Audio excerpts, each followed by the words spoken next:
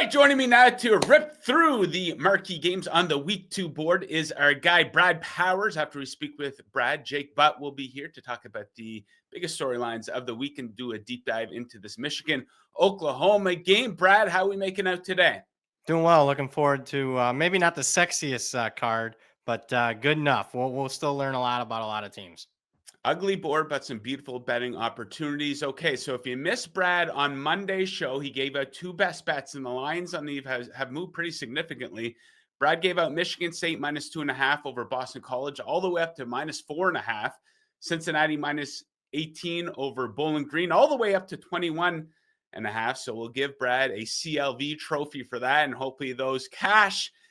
Hopefully it pays to watch the Monday show. So if you want analysis for those, you can go back and watch that. Before we get into some more best bets and breakdowns of these marquee games, guys, make sure you hit the like button right down there. Make sure you are subscribed to the Covers YouTube channel. NFL Week 1, we're all over that as well here at Covers. Okay, let's get into it. Brad has 3 best bets to add. Baylor as a 2.5-point dog taking on SMU. You like the dog? I do. I like Baylor to win this game. A desperate Baylor team, already 0-1 on the season, lost to Auburn last week, and they got dominated at the line of scrimmage. But I did see some things that I liked from Baylor in that game. They threw for over 400 yards. A little bit of a misleading final in the fact that Auburn had a kick return touchdown, and Baylor got stopped on downs inside the 10-yard line, not once, but twice. So a desperate team in that regard. Also a misleading final for their opponent, SMU. They played East. That's right, East Texas A&M last week. Were favored by 50. Won 45-13. You're thinking, no big deal. They still blew them out. Not in the box score. The SMU had 2 pick sixes and only outgained East Texas A&M by 50 yards. It's a 50-point favorite. So I downgraded SMU significantly. I don't think the market adjusted accordingly. Baylor wins this game outright, but we'll take the 2.5. Okay, Texas Longhorns looking to bounce back. Much different type of opponent this time around. They're taking on San Jose State. You are targeting the total for a best bet. What are we thinking? Yeah, we're going over 52 as a best bet here. And the thinking behind it is Texas is going to want to push the pace a little bit and show that their offense is better than the 7 points they put on the board last week in Columbus, Ohio against the Buckeyes. I think Arch Manning is better than what he showed last week, especially against San Jose State's defense that struggled in multitude of ways last week. But the thing that I look at is what are the team's pace of play?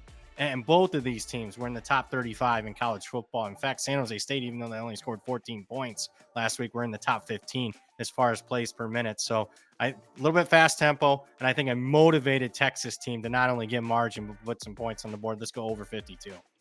Okay, best bet number 3, Kentucky Ole Miss. Now, Kentucky upset Ole Miss as a 15.5-point underdog last season. They won that one outright, but once again, you are targeting the total here set at 50.5. Yeah, I just gave out an over, but and that had to do with the fact that I think there's motivation for scoring, particularly on Texas. But generally speaking, this time of year, you want to bet unders. I put this tweet out earlier in the week. If you blindly bet every single under in Division I football, FBS, FCS, you're hitting well over 60% already this season.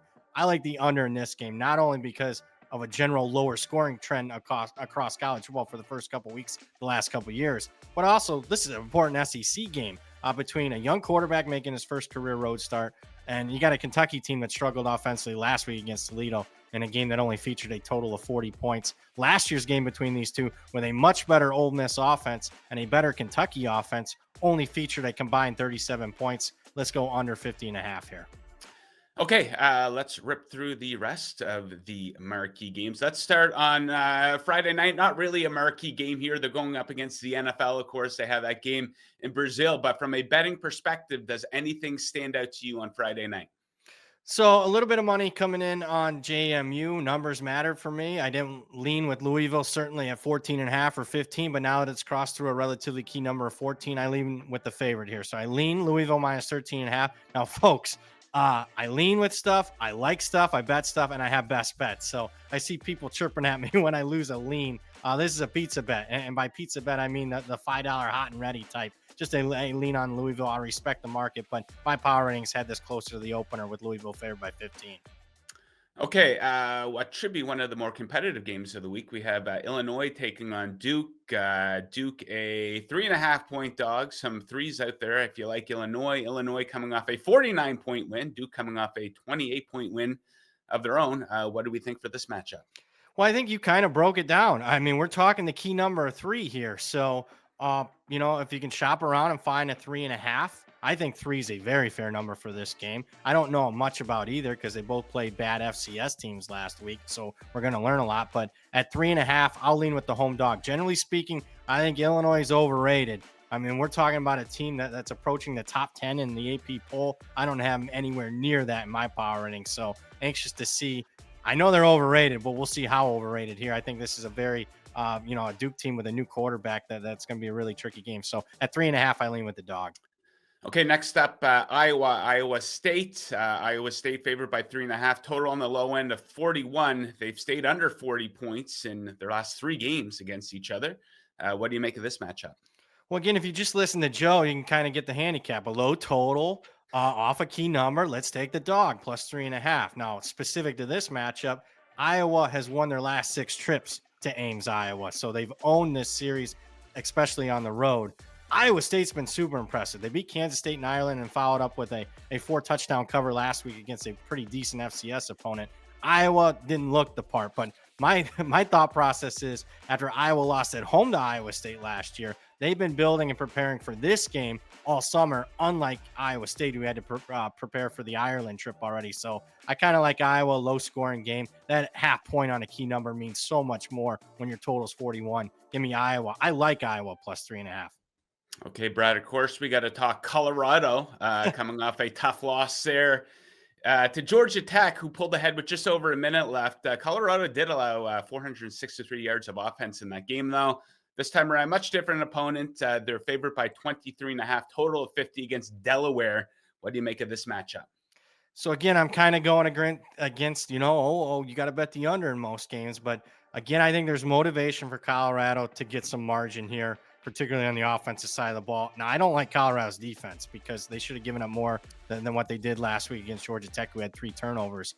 But I'm going to go over here for the reasons that Colorado's going to play 2 quarterbacks. They're going to play the young freshman. They're going to play the starter, Caden Salter. I think both are going to try to impress and see who's going to ultimately win the job in the future against an overmatched Delaware defense that gave up a lot more points than I expected last week against a terrible Delaware State team. So I lean, again, not a big bet, not even a decent sized bet, just a lean Colorado, the total over 50.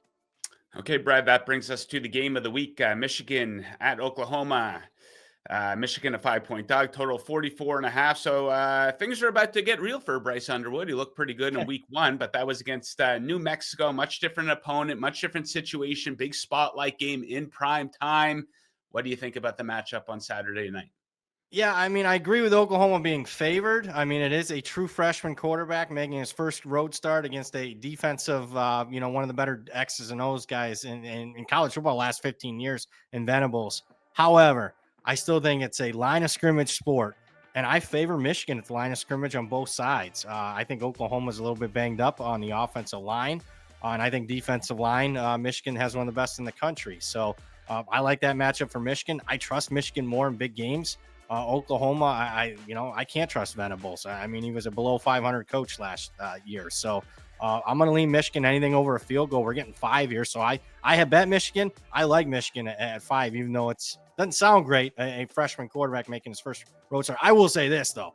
If you watch the tape, that's what a generational quarterback looks like as a true freshman, first start, not wait until his junior year to play in Arch Manning. So I do think when it's all said and done, Underwood's the real deal. Looking forward to that one. Okay, I'm going to put you on the spot here. Let's wrap with this. The NFL starts this week. I don't need a ton of analysis from you. Who's winning the Super Bowl this year? You ask me this every year, and I should be better prepared. But I do generally think either the Bills or the Ravens break through, finally get over the hump over the Chiefs. So I'll just say the winner of Sunday night will be your Super Bowl champ. Hell yeah, I like that. Okay, Brad, we'll leave it at that for today. Thank you very much for joining. Best of luck with all the bets. Enjoy the games, and we'll catch up with you again on Monday. All right. Thanks for having me. All right, joining us now to break down the biggest stories in college football so far this season and take a deep dive into this big Michigan-Oklahoma game on Saturday night is our guy, former Wolverine and Denver Bronco, current analyst with the Big Ten Network, our guy, Jake Butt. Jake, how you making it today? Well, I'm doing good today. You'll have to check in with me next Monday after Michigan travels to Norman to take on the Sooners. But so far, so good. I'm pretty excited about our freshman quarterback, but I don't want to bury the lead. We'll get into that soon enough. Hell yeah. We're going to be all over that. Let's talk about some of the big stories of fallout from week one. Let's start with what we saw on Monday night. Bill Belichick debuting as a coach here in college football with the Tar Heels, and it was ugly. You know, they get off to that good start. They drive down the field and score a touchdown. The wheels really fell off, though. They end up losing 48-14 versus TCU. So it wouldn't be the first time that we've seen an aging coach or aging athlete go out poorly. And you don't want to go too crazy off the result of one game, but how likely do you think it is that this ends in just a complete disaster? Man, you don't want to go too crazy, but there's a long road ahead to them fixing this. And, I have to ask the question to your point there, Joe, because you're kind of referring Bill's legacy. Like, what's the price that you would pay? I guess Bill's probably a guy that doesn't care about his legacy and he's making $10 million a year, but this does absolutely have a chance to be a disaster.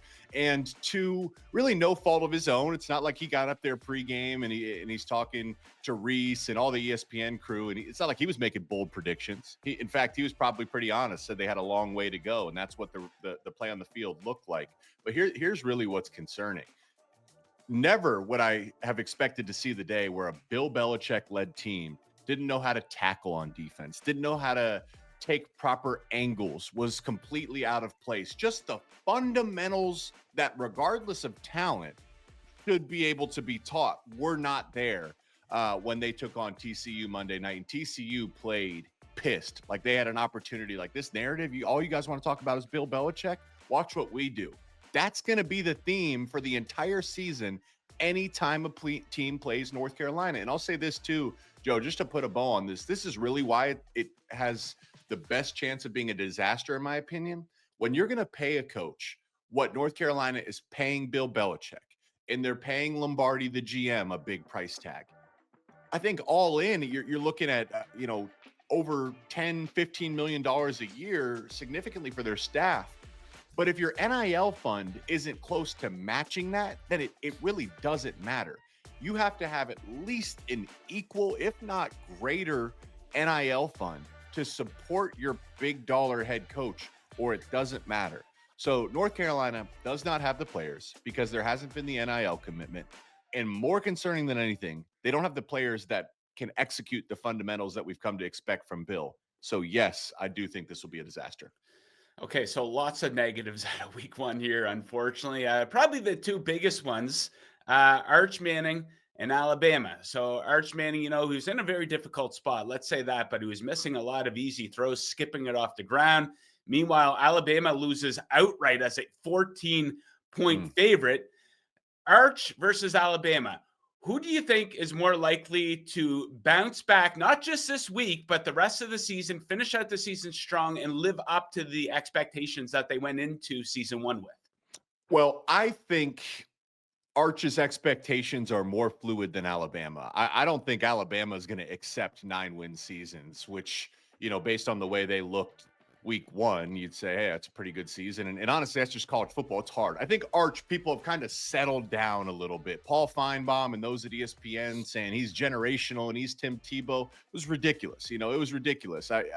He's clearly talented. He's got the Manning blood coursing through his veins. But I'd say Arch is more likely to bounce back. I'm calling Ohio State's game this weekend. So, in my film prep, I went back and watched.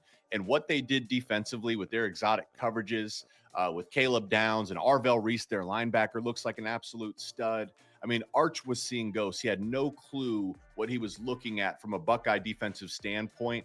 It's also, you're on the road in your first start. I remember my first play at home in a comfortable blowout game, and I was nervous, shaking. I can't imagine Arch with the expectations and all the newness for Texas, too. He wasn't the only new piece of that Texas offense or team.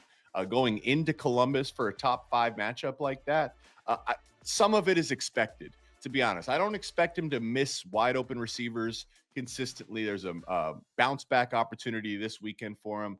I think Sark could have done a better job of maybe letting him use his legs early, maybe taking a few shots early, just let him get settled into the game, because he really never looked settled.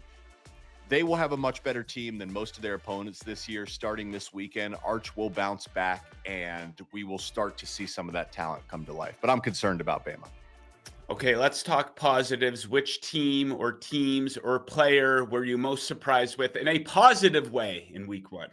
Listen, we set high expectations for Michigan's quarterback, Bryce Underwood. I mean, I remember doing the recruiting show, and some of the high school analysts said this is the best recruit we've evaluated since Trevor Lawrence. And then we go through fall camp and we're saying, man, this guy looks like the truth.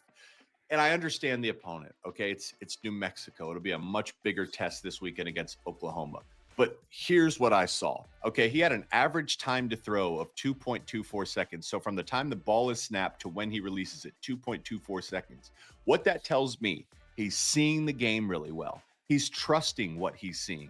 And then what you saw is when there was a clean picture and when the ball left his hands was the arm talent. He's got a laser quick release with great velocity, great ball placement. It honestly caught his receivers off guard a number of times. There was a few drops in the game that were not his fault.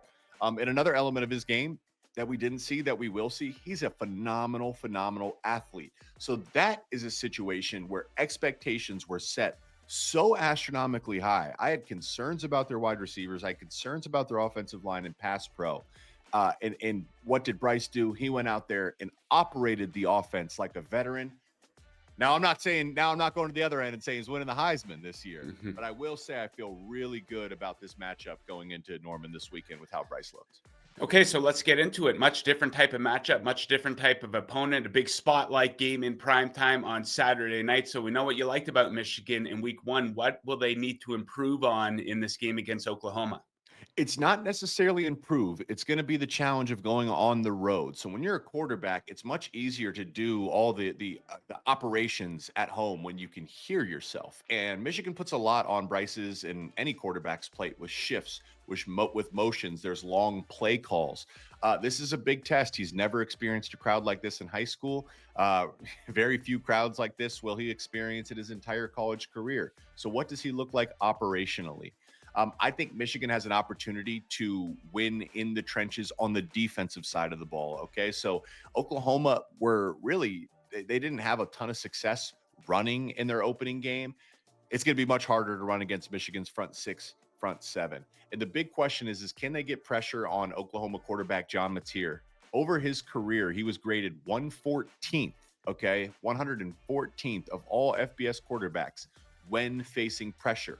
Michigan has a defensive coordinator that loves to send pressure, and they have the players to execute that pressure. The big key is you don't want reckless pressure, Joe. You want to send pressure where the pocket collapses. So it's rush lane discipline, because Mateer is a great playmaker with his feet outside of the pocket. If they can collapse the pocket, if they can stop the run, that'll force Oklahoma into 3rd and long situations, which should keep this a low-scoring game, which should take the pressure off Bryce. And he's just such a dangerous quarterback that there's no doubt in my mind he's going to make a few big plays in this game. But can he minimize the mistakes on the road, and can he bounce back from them? I think he will, especially if Michigan can run the ball like they did week 1. Okay, so this line is on the move up to Michigan being a 5-point underdog at a lot of books at the time of this recording. How surprised would you be if they win the game outright? I would not be. And honestly, from everything I saw, I mean, Oklahoma, they seriously struggled to run the ball. John Mateer was their second leading rusher. Jaden Ott is one of the best backs in college football, and I don't know what's going on with them, why he's not getting carries. Sounds like he was beat up in camp. To me, I feel like Oklahoma has more holes on their offensive side of the ball. It's going to be much harder for them to move the ball against Michigan's defense. Where on the flip side, even with a Michigan quarterback, I think they have a chance to keep this game close and absolutely win it. And I'd also tilt towards saying special teams leans in the favor of Michigan, which in a close game does play a big factor. Okay, we have some massive spreads here in week 2, specifically for some standout losers in week 1. Texas is a 36.5-point favorite. Clemson is a 33-point favorite. Alabama is a 36-point favorite. Which of these teams would you be the most confident in bouncing back in a big way, laying the smackdown, and covering the big number? Yeah, honestly, any of them can do it. That's the way these go. Honestly, a lot of these games come down to like coaching philosophy, like how late are you going to keep your starters in? How long into the game will you stick to your game plan? And that's why I say Texas. One, Texas will not give up a point. This is a shutout opportunity. That's one of the best defenses in college football. They did a great job against Ohio State with a great game plan and great execution. So I expect a shutout from Texas's defense. But to continue our conversation from earlier, this is an important game to replenish the aura of Arch Manning, right? We talked about Arch having a ton of aura, the aura and confidence, and just kind of get him settled into this season. This is a game where I'd love to see him throw for 3 or 4 touchdowns. I'd love to see him run for 50 plus yards to spread the ball around. They actually found some success running the ball with their running backs against Ohio State. I don't think they should have any problem against San Jose State this weekend. So understanding the narrative coming out of week 1, combine that with the opponent, I think this is a get back game for Texas, and I think Sark will lean towards keeping Arch in a little bit longer and sticking with the game plan longer, which favors the spread. Okay. For your favorite bet of the week, you are targeting what looks like, on paper at least, what could be one of the more competitive games of the week, Illinois and Duke. You got a side. Who you got? Yeah, I'm going to stick with Illinois. And this is a team, those of us in the Big Ten country that have followed them, going back to last season, have been extremely high on. Remember, they were coming off a 10-win season, one of the most experienced teams in college football. They looked excellent. Again, I understand the opponent in their opening weekend. And then Duke played Elon, okay? Not a great opponent. You see the final score is 45-17, but at the start of the fourth quarter, the score was 24-17. This game was a lot closer than what the final score would lead you to believe. Here's another concerning thing. Duke gave up 163 yards on the ground to Elon. This is Brett Bielema coming to town. This is Luke Altmaier and in a veteran Illinois offensive line that returns all 5 starters. I think Illinois has a chance to be a playoff contender this year. I do not believe the same is true for Duke. And just off what we saw week 1, the film leans towards me confirming that that's true for Illinois, and I have concerns for Duke. So I know the road matchup, that's got to count for something. Clearly, I'm high on Illinois, and I think they win this one big time. Okay, Jake, I can't let you leave without getting some quick thoughts on the NFL season kicking off here this week. Let's get a bold prediction for the season, and who are you taking to win the Super Bowl? Well, I live here in Chicago, so I've been on some Chicago Bears shows. Obviously, I'm a Michigan guy, so I'm aware of what's going on in Minnesota with JJ McCarthy. I'm aware of the Detroit Lions. I know the Micah Parsons trade to the Packers, but I'm very high on the Chicago Bears, and I think Ben Johnson is a masterful play caller that's going to unlock the talent and potential of Caleb Williams. And they did such a great job. That's a transformed offensive line. I'm really high on Rome Odunze this year. I think he might end up being their wide receiver 1. I just think he's that talented. I'm really high on Colston Loveland. They've got a ton of weapons. Can the defense elevate? Can the defense match the standard? Because you need to play good defense to win that division. My bold prediction is that the Bears win that division and make a deep playoff run. And I would love to see what the city looks like or feels like if the Bears are in the playoff hunt. Okay, who you got for the Super Bowl? I got the Bills beating the Eagles. Kind of a chalky play. Is that what you were going to say? That's what I was going to do. Yeah. Yeah, I mean, it doesn't really need a whole lot of analysis, really. Right. Like, you have 2 of the top teams. It's kind of, maybe we're due for an outlier type of Super Bowl matchup. It seems like a while since we've had one of those, but I just think it's time for Josh Allen. I think they get that number 1 overall seed, and I think they seal the deal. And you agree? Yeah. And then the flip side for the Eagles too, I just think Howie Roseman has done such a great job of managing the cap. I don't understand. Every team needs a Howie Roseman. How any team gets in cap hell, and I look at what the Eagles do, it's just mind-blowing, the ability to manipulate the numbers and sign the talent. And they draft well, I'll give them credit, and they cut their losses quickly. But it's crazy to think the Chiefs went on the runs that they did relying so heavily on on Patrick Mahomes and the passing attack. It's just much easier and safer for me to bet on the Eagles, who are so run heavy. You just feel easier about watching your team when they're dominating the trenches, and that's what the Eagles are going to do. So I think they'll get back, and I agree with you about the Buffalo Bills too. And it's no disrespect to Kansas City. There's some great teams there in the AFC, but eventually Josh Allen is just too talented and too focused. It feels like a safe bet that some year he's going to do it. I'm with you. I think this is the year. A lot of people picking the Bills to win the Super Bowl. What could possibly go wrong? Okay, Jake, we will leave it at that for today. Thank you very much for joining. Enjoy all the action this weekend, and we look forward to chatting with you again next week. Thanks, Joe. Go Blue. Come on, bring it home, Michigan.